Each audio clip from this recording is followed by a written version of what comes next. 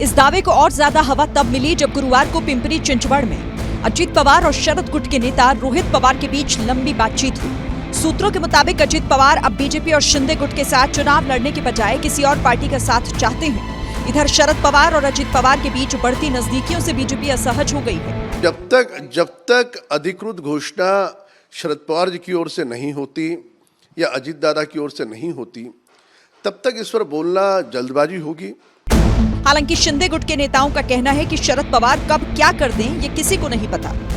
अजित पवार आणि शरद पवार एकत्र आले तर आश्चर्य वाटण्यासारखं काही नाही। जानकारी के मुताबिक अजित पवार कई शहरों में अकेले चुनाव लड़ने की तैयारी कर रहे हैं। वहीं दूसरी तरफ बीजेपी और शिंदे गुट पहले ही 150 से ज्यादा सीटों पर आपसी समझौता कर चुके हैं।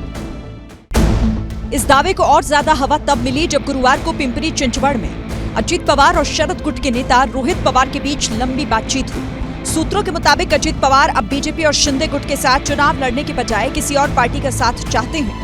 इधर शरद पवार और अजित पवार के बीच बढ़ती नजदीकियों से बीजेपी असहज हो गई है। जब तक अधिकृत घोषणा शरद पवार जी की ओर से नहीं होती या अजित दादा की ओर से नहीं होती, तब तक इस पर बोलना जल्दबाजी होगी।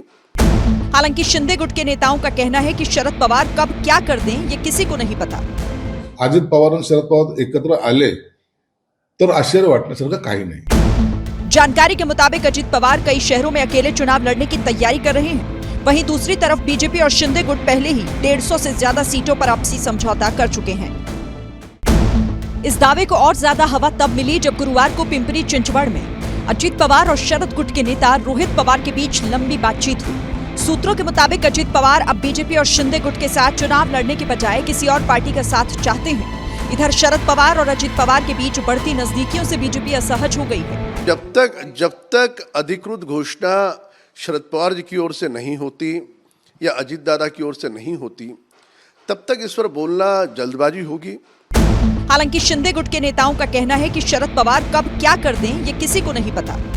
अजित पवार आणि शरद पवार एकत्र आले तर आश्चर्य वाटण्यासारखं काही नाही। जानकारी के मुताबिक अजित पवार कई शहरों में अकेले चुनाव लड़ने की तैयारी कर रहे हैं। वहीं दूसरी तरफ बीजेपी और शिंदे गुट पहले ही 150 से ज्यादा सीटों पर आपसी समझौता कर चुके हैं।